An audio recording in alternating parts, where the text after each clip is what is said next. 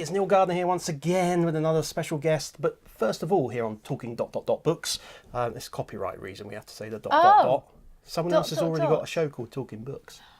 I know, it wasn't the most original title I could have come up with. Oh, I like that. But yeah, it means we can have dramatic pauses, so I can go talking...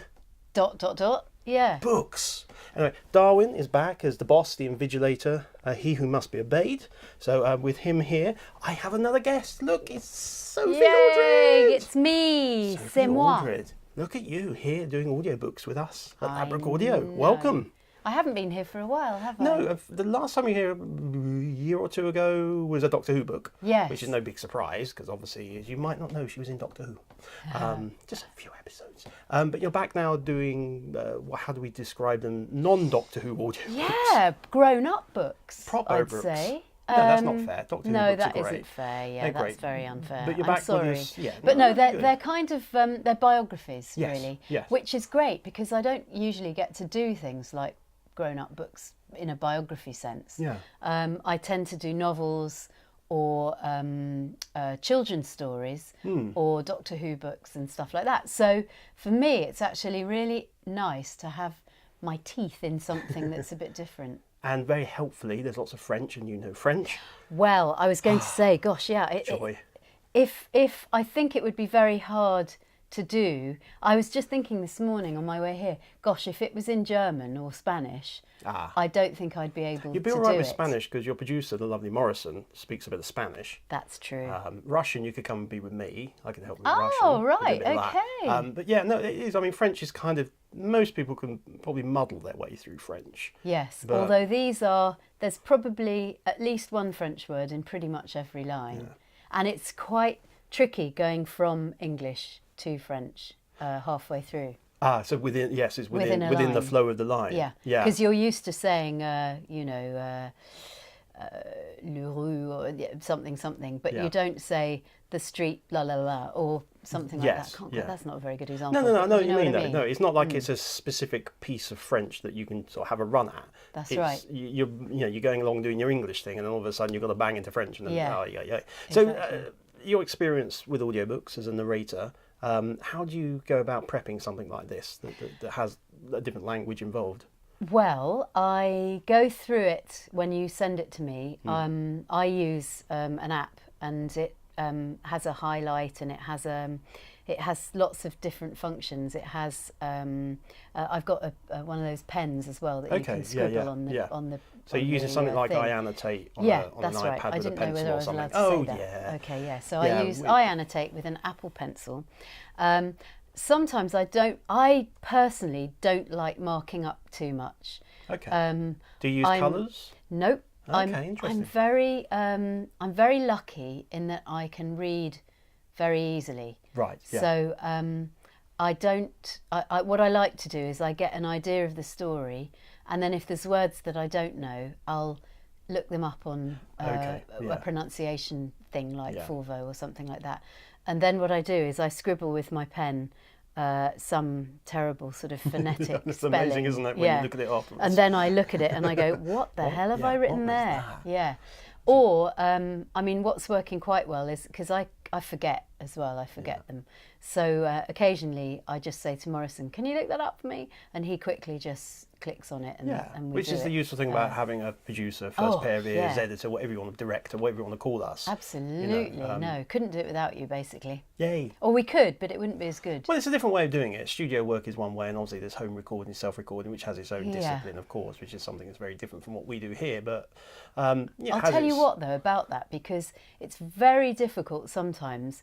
You know how it is. You'll be reading and reading and reading, and after you've been reading for a couple of hours, the words do tend to start swimming on the page somewhat. Yeah, absolutely. And you can very easily miss something. So I think it's fantastic having you guys there, because you are following along, and you'll say, and sometimes you'll come through and say, oh, you said what? And I said, and I could have sworn that I said something. It's one of those moments as a producer-director where you think, I hope the person believes me. There's occasional narrators who seem not to believe you, and you almost have to have a little fight about it. It's really? like, I'm not going to stop the recording and play it back. Just it's kind of like, it's what I'm here for. Yeah. But you see, yeah, it's that thing I find particularly with very experienced narrators, and particularly people who can sight read very well, which is you get to a certain point where, because your eyes are sort of 2 lines ahead of where your mouth is, you're kind of doing this staggered read. All of a sudden there's like a little brain fart moment, and so the word your eyes are on suddenly gets moved into where your mouth is. And then when we tell you, you just said camel, and you're like, why? And you go, look 3 lines down. Oh yeah, it's there. And your brain's just, and then you kind of have to build up the buffer again, don't you? That's exactly right. It's such a weird And then experience. there's some things that you read on the page and you prepare or whatever, and then when you come to say it out loud, it's a tongue twister, and you haven't noticed when you're just reading it. And there's a lot of things that are actually very tricky to say. And then there's the other things, like particular actors have difficult things to say. So for example, I used to find through quite a difficult thing to say. I don't know why. Yeah. I think it's just the way my mouth is through or something like that. And so I actually sometimes have practiced things, not just through, if I say through that, but it's in the middle of a sentence or something like that. Yeah, so absolutely. There are things that I've noticed that I have actually had to practice. Well, there's the key word that everyone finds difficult, which is linoleum, which you can say now. Really? Linoleum. There you go. Linoleum. See? Yeah. Put it in the middle of a sentence, forget it's there, you'll trip on it nearly every time. Wow, that's It's a very odd word. Linoleum. My one, when I'm doing non-fiction narration, is bizarrely, it's doing and going. Because for some reason my eyes always see us as doing and going. Oh, I don't know why. yes. So I hope I've got to the point of my experience that my eyes are like yours, sort of 3 lines ahead. But my brain will then flag it. It's like the word doing's coming up. The word, yes. There's like this little voice going, doing. Do you find, I often find that I'll say something that's ferociously difficult and then stumble over the very next word, like or something. Everybody and does then you it, have to go back and do the whole sentence again. Yeah, pray that there's a little breath gap after the hard bit that you can just... It's one of those things that I think the joy of being someone who edits as well is I'm able to say, actually, you can just pick up from after the hard bit because I know we can edit on there. But of course, then there lies the skill of the narrator, being able to remember how you were tonally reading at that point. Because there is a lot of problem when editing, we find, with narrators coming in very heavy when they do a pickup. So suddenly we're like this. It's like, it just doesn't match anymore. Which is, again, why I think the rock and roll technique is quite popular with particularly home recording people, because you go back, you can actually literally hear the tone of voice you were giving it, and then you can just drop back in. So your experience of audiobooks, what kind of genres have you dabbled in? What have you enjoyed working on? Well, the very first one I did was a book called The Tulip Touch by Anne Fine, and that was in, I think, 1990 something. Wow. Maybe 1990. So back when actually. It was properly physical tapes, and, cassettes in a little box. Wow. And it was the very first book I did, and I was very pleased because I won what was then called a Talkies Award for that. Yeah. Wow. And then I did a lot of books down for Chivers originally. We're down in Bath. Lovely people. Yeah, really lovely people. Yeah. And then a lot of then it became BBC Audio. Yes, and Audio Go and and Audio Go. And that was away from the Who stuff. Yeah, that was a lot of children's output, a lot of teen books, a lot of stuff like that. And then I did a novel, an adult thing, which was very difficult because he'd written about, it was Dominic Holland's first novel. Oh, wow. Comedian, and whose son is Spider-Man, isn't he? Yes, Tom Holland. Yes. That's it. Wow. Yeah. So he'd written this, it's a fantastic book. It's really good fun, Dominic Holland's book, but it has loads of characters, and there was a meeting where there were about 10 different American accents to do like 2 pages. Jeez, so that's a lot. That's quite challenging when that sort of thing turns up. Anyway, so I've done, basically I've done all sorts. I do a lot of English language stuff. I've done manuals. I've done, everything. And you love all of it? I do. Yeah? Yeah, It's a thing you really... I do. I find it the most challenging thing I do, probably, simply because people don't realise that it's exhausting physically. Yes. I find. Yeah, Like yesterday, I just was on a roll and I did a whole book in one day of 176 pages or something like that. Yeah. And I couldn't quite believe that I was doing it, but I was really into the book, because what's nice is that you get to read the book to prep, but then you get to read it again in kind of almost like in more detail when you're actually reading it. And I was on a roll, but by the time I'd finished, I got home and my throat, I felt it was about twice as big as it normally is. Yeah. Because what people don't realise, you've got your cans on, which is already something quite difficult for your body to cope with, because they're reasonably heavy. It warms up, you feel pressure, That's it right, becomes an irritant, pressure. Particularly if you've got longer hair as well, it becomes an irritant. Yes, and also your neck, like this. Yeah. And then, of course, you're having to sit pretty still. Oh, yeah, don't move. You can't move because, I mean, I've realised to my cost that this dress I've put on today, it rustles slightly, which, of course, I've never noticed. Yeah, a number of times I've had to ask lovely people to undress for me. It's embarrassing. Nice. But nice at the same time. Depends who it is, of course. But, that is so interesting. you have to keep still, don't you? Yeah, and absolutely. Keeping still, actually, you get very stiff.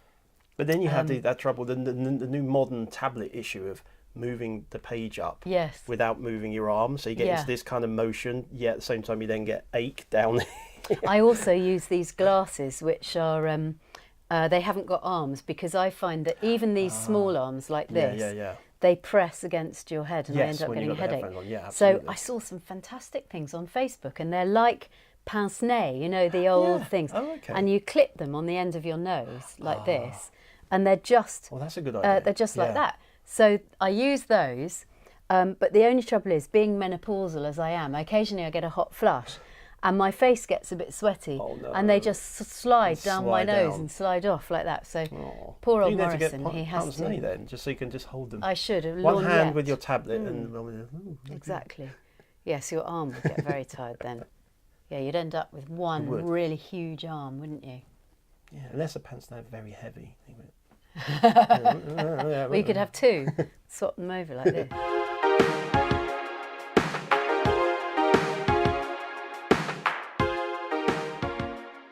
So for someone coming new into the audiobook narrating game, you got any tips, any tricks, anything they should maybe think of first and foremost? I think people make the mistake of thinking that audiobooks or voiceovers in general is something that anyone can do. Yeah, I can read a book, therefore I can read a book, as it were. I would say try reading out loud, performing a book for an hour at least. Yes. And then see whether it's something you really want to do. Because it is tricky, it's hard work, it's hard physical work, it's hard mental work. And also, sometimes you have to read books that maybe are not very good. I've had the good fortune not to have to do that very often. But sometimes it's very boring when you get a boring book. Also, I would say, if you're the kind of person who needs it, mark everything up on your iPad or on the page. Yeah, or at least have a notebook with you if you're not comfortable with the technical version yet of annotating. Just at least have a notepad so you can keep your character notes. And when you prep out of interest, it's a question I haven't asked that many people yet, but do you prep do you ever read out aloud? I never do. I must say, I'm the world's laziest person, and because I'm a really good sight reader, I'm even lazier. I have done a lot of books in the past where I haven't even read them. So I have come across fun things where you get to the last page and it says, in his raspy Yorkshire accent, and you've done the whole thing in Cockney or something like that. That's where you hope the producers prep the book in advance. Yeah, exactly. You hope they've read it too. Well, it's one of those things that I kind of think that publishers should help out with, which is at the point of booking, there should be like a one sheet that's made available, because the person who knows a book best is the author and presumably the editor of the publisher. So just a one sheet that could say, like, here are the characters, they all come from here, their accents are this, and if they've got like a made up language or strange place names or they're off around the world, there could be like another little box that says this is pronounced like this, or I'd like you as author, I'd like you to go in this direction. It's not saving you the prep, it's just making sure that there's like the key information is in your hands. Because it's still easy to miss. I mean, we've all done a book where we've actually prepped it and still got something wrong. which is all really embarrassing. Yeah, you can prep it all you like, but you will miss something. Yeah. It's And one then of the things I do wish authors would read their own books out loud as well before they submit the final thing. I think one thing, though, which would really help is to not get kind of cross with yourself. Yeah. When you make a mistake, you're going to make mistakes all the time. And when you make a mistake is not to make yourself wrong about it, because, you know, nobody's going to blame you for not being able to, especially when you're doing something so difficult as reading for a whole day. And the only people are going to know anyway are you, 5 whole days. your producer, director, and the editor. Yeah. And our jobs are to be there for you during those moments and then to fix them for you afterwards. You know. Yeah. So actually, there's nothing embarrassing about it in reality. It's just what it is. Yes. You know, I mean, back in the day, of course, you know, you used to have people doing live readings on the BBC. Yeah. And I remember asking one actor once, like, well, what did you do when you make a mistake? And he just went, oh my dear, we just kept going. Yeah. The only trick was don't swear. Yeah. You think, okay, well, fair enough. You just move on, get on with it. It's like newsreaders now. Very occasionally you'll hear them make a mistake. Yeah. But they just have to carry on because they're doing it to time and their countdowns and stuff. And they're amazing. I mean, they really are, because they have to keep their cool. They have to know how to pronounce things that we have never heard of, and then it becomes in the common parlance, you know, names of places in far-flung Arab countries or whatever. They make great audiobook readers. Yeah. If they had the time. Yes, exactly. They might have to write it themselves, so that would be the thing.